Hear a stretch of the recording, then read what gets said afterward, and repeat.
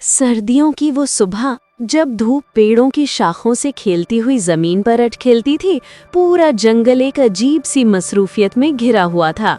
घास के नीचे छोटे छोटे खाना, बरगद के दरख्त में मिट्टी के दर्जी और नदी के किनारे पत्थरों पर बने हुए छोटे दरवाजे। जंगल इंसानों की तरह रहता, मगर उसके रहायशी जानवर थे। हर सुबह परिंदों की छोटी छोटी कतारें गांव के ऊपर से उड़ती, उनके टिकटिके सरों पर पूरा दिन के खबरें और छोटे छोटे पैकेट लेकर जाती।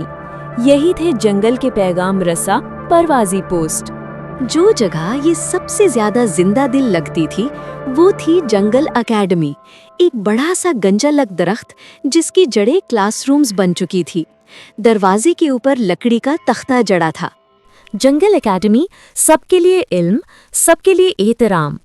बुजुर्ग जानवर जिनकी काम आम तौर पर खामोश, धैमी और बोरिंग समझे जाते, स्कूल के रिकॉर्ड, पुराने असनाद और खाके संभालते थे। आज भी सब बच्चे तैयार होकर स्कूल पहुंचे। बाकू, बकरी का बच्चा, सबसे पहले आया। उसने अपने छोटे से दांत सुबह सुबह खूब साफ किए थे और उसकी यूनिफॉर्म हमेशा की तरह बेदाग थी। हर कोई उसे पसंद करता क्योंकि वो सबको अदब से सलाम करता। उसके साथ ही आया रीमो खरगोश का बच्चा, जो हंसी मजाक का शौकीन था। थोड़ी देर में हीरो हिरण का बच्चा भी दौड़ता हुआ आ गया, जो खेल कूद में सबसे आगे था।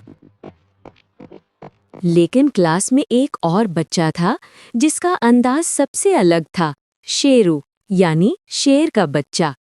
वो ऊंची गर्दन करके बैठता और अक्सर दूसरों पर रोब डालता।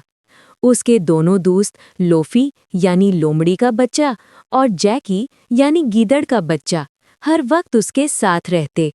क्लास शुरू हुई तो प्रोफेसर उल्लू, जो जंगल एकेडमी के सबसे समझदार उस्ताद थे, बोले, याद रखो बच्चों, इल्म तुम्हें ताकत देता है, लेकिन असल ताकत वही है जो दूसरों की मदद के लिए इस्तेमाल हो। बाको और उसके दोस्तों ने दिल से ये बात सुनी, मगर शेरू ने आहिस्ता से लूफी के कान में कहा, ताकत तो बस उसी की है जिसके वालिद जंगल के बादशाह हों। शाम हुई तो बच्चे अपने अपने घरों को जाने लगे। बाको, रीमो और हीरो खुशी खुशी बातें करते जा रहे थे। अचानक शेरू और उसके साथी लोफी और जैकी सामने आ गए। शेरू गुरूर से बोला, हीरो, देखते हैं तुम कितनी तेजी से भाग सकते हो, आओ हमारा खेल खेल लो। हीरो डर गया, मगर हंसने की कोशिश करते हुए बोला, मुझे देर हो रही है, कल खेलेंगे। लेकिन शेरू ने उसे पीछे से धक्का दिया और बाकी दोनों हंसने लगे। हीरो घबराकर दौड़ने लगा। वो जंगल के अंदर अंदर भागता गया। आखिरकार वो एक खड्डे में गिर गया और जोर जोर से मदद के लिए पुकारने लगा। शेरू और उसके दोस्त ऊपर खड़े हंसते रहे। फिर अचानक कदमों की चाप सुनकर वो वहां से भाग गए। कुछ देर बाद बाको और रीमो वहां पहुंचे। उन्होंने हीरो को रोते देखा। फौरन रस्सी लाकर उसे खड्डे से निकाला। हीरो सहमा हुआ था।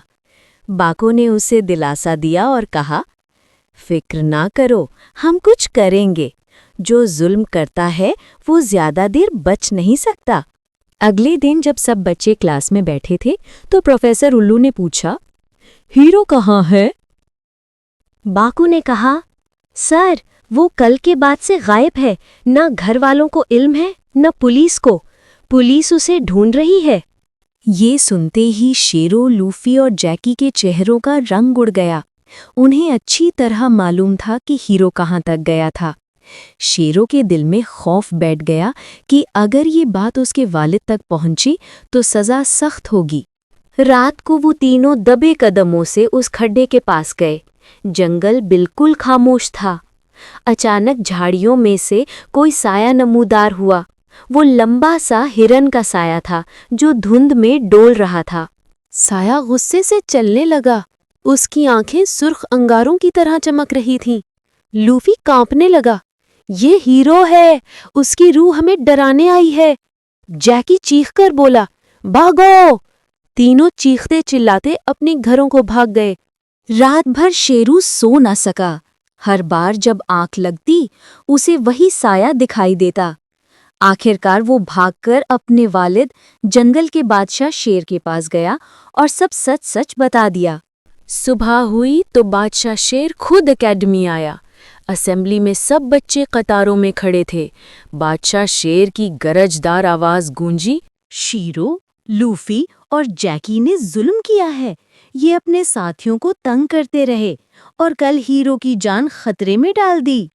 बादशाह शेर ने फैसला सुनाया, 1 महीने तक तुम सब स्कूल और जंगल के आसपास की रोज सफाई करोगे, ताकि समझो कि दूसरों को तकलीफ देने के बजाय उनके लिए आसानियां पैदा करना असल ताकत है। हीरो भी वापस आ गया। असल में वो कहीं गया ही नहीं था। ये सब एक मंसूबा था। बाकू और रीमू ने मिलकर शेरू को उसकी बदतमीजी का सबक सिखाने के लिए हीरो को जानबूझकर सबकी नज़रों से छुपा दिया था। फिर रात को जो साया नजर आया था वो भी बाकू और रीमू का बनाया हुआ ड्रामा था। बादशाह शेर ने कहा, असल बहादुरी दूसरों को सहारा देने में है, ना कि कमजोर को डराने में। जो दूसरों को तंग करेगा वो हमेशा खौफ में जिएगा। सब बच्चों ने मिलकर कहा, हम वादा करते हैं कि एक दूसरे की मदद करेंगे।